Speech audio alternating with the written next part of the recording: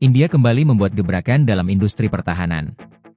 Komite Keamanan Kabinet India, CCS, resmi menyetujui pengadaan 97 unit jet tempur ringan LCA Tejas Mk1A untuk Angkatan Udara India, IAF, dengan nilai fantastis Rs-62.000 crore atau sekitar 7,2 miliar dolar Amerika.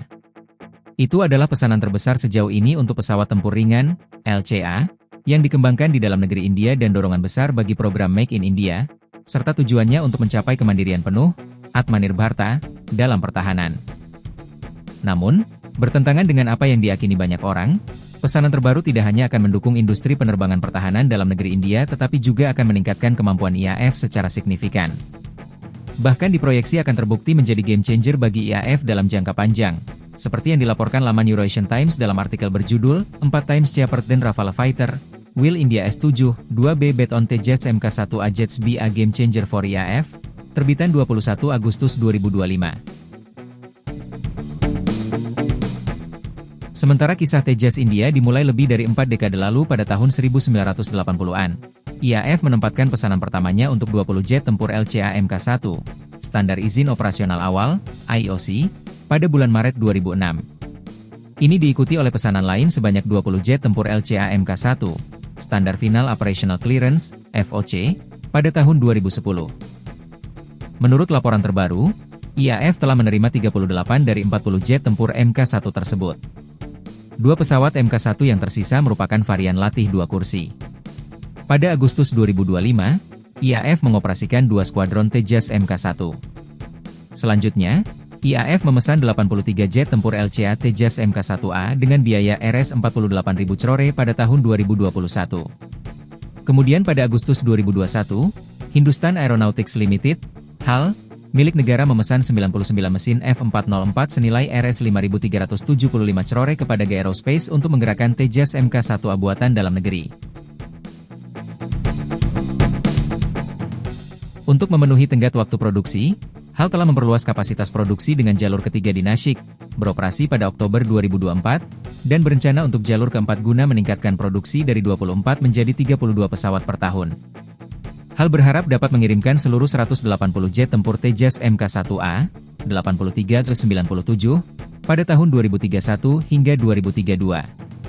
Pertama, 10 skuadron, 180 pesawat, jet tempur Mk1A akan membantu IAF meningkatkan kekuatan skuadronnya yang semakin berkurang. IAF beroperasi dengan kekuatan terendah yakni 31 skuadron, dibandingkan dengan kekuatan yang disetujui yakni 42 skuadron jet tempur, sejak Perang India-Cina tahun 1962. Selanjutnya, IAF akan tinggal memiliki 29 skuadron bulan depan ketika 2 skuadron MiG-21 Bison terakhir milik IAF pensiun pada September 2025. Kedua, IAF akan dapat menambah skuadron jet tempur ini dengan harga yang jauh lebih rendah. Perlu dicatat bahwa hanya 4 bulan yang lalu, India memesan 26 jet tempur Rafale M, Marine, dari Prancis senilai Rs-63.000 crore, 7,3 miliar dolar Amerika. Sebagai perbandingan, IAF akan mendapatkan 97 jet tempur LCA Tejas Mk1A dengan harga lebih rendah, yaitu Rs-62.000 crore atau 7,2 miliar dolar Amerika. Intinya, India mendapatkan hampir 4 jet tempur Tejas Mk1A dengan harga 1 jet tempur Rafale M. Memang Rafale M mampu membawa pesawat pengangkut dan bermesin ganda, sedangkan Tejas Mk1A hanyalah pesawat tempur ringan bermesin tunggal. Namun, keduanya merupakan pesawat generasi 4,5, dan India mendapatkan hampir 4 jet tempur Mk1A dengan harga 1 Rafale M. Pembuatan pesawat dalam negeri ini juga akan mendukung ribuan pekerjaan dan tidak akan memberikan tekanan tambahan pada cadangan mata uang asing India. Namun manfaatnya tidak hanya ekonomis, tetapi juga dalam hal penambahan kemampuan.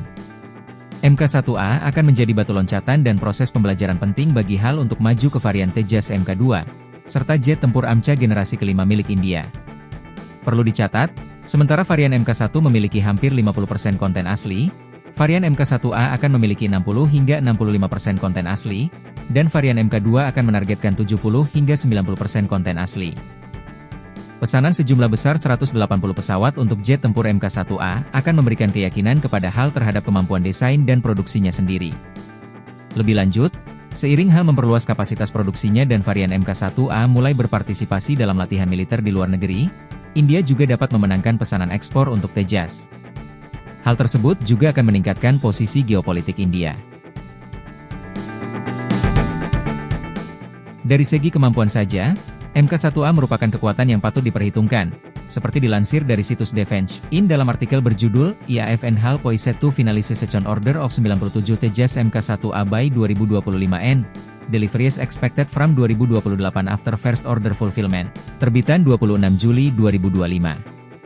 Pesawat ini akan dilengkapi dengan radar Active Electronically Scanned Array, AESA, awalnya radar LM-2052 dari Israel, dengan rencana untuk mengintegrasikan radar AESA UTAM lokal mulai dari pesawat ke-41. Radar AESA menawarkan kemampuan deteksi yang unggul, jangkauan pelacakan yang ditingkatkan, lebih dari 200 km, pelacakan multi-target, hingga 50 target, dan ketahanan terhadap gangguan, sehingga memberikan kewaspadaan situasional yang lebih baik. Mk1A juga akan dilengkapi dengan Unified Electronic Warfare Suite, UEWS, yang dilengkapi dengan Radar Warning Receiver, RWR, POD Advanced Self-Protection Jammer, ASPJ, dan Sistem Penanggulangan Elektronik, ECM, canggih. Sistem tersebut melindungi pesawat dari ancaman radar darat dan udara, sehingga meningkatkan kemampuan bertahan hidup di lingkungan yang tidak bersahabat.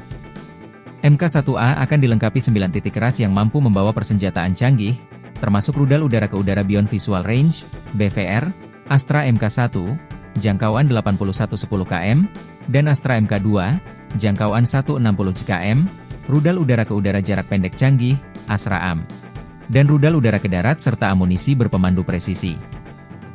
Mk1A juga akan dilengkapi dengan probe pengisian bahan bakar di udara, yang secara signifikan memperluas jangkauan operasional dan daya tahan misinya. Pesawat itu juga dilengkapi dengan komputer kontrol penerbangan digital fly-by-wire, DFCC Mk1A, yang telah ditingkatkan untuk meningkatkan kemampuan manuver dan stabilitas. Yang terpenting, karena Tejas merupakan platform dalam negeri, IAF akan dapat menyesuaikannya sesuai kebutuhan operasionalnya. IAF tidak memiliki kebebasan ini pada pesawat lain. Meskipun Su-30 MKI memiliki beberapa penyesuaian khusus India, termasuk pada radar dan persenjataannya, misalnya, integrasi dengan BrahMos AM dan Astra AM, Tejas akan menjadi pesawat pertama yang dapat disesuaikan India dengan kebebasan penuh. Seiring waktu, India akan mampu mengintegrasikan semakin banyak sistem yang dikembangkan di dalam negeri ke dalam pesawat. Contohnya adalah rencana HAL untuk mengintegrasikan radar AESA UTAM lokal ke dalam varian Mk1A.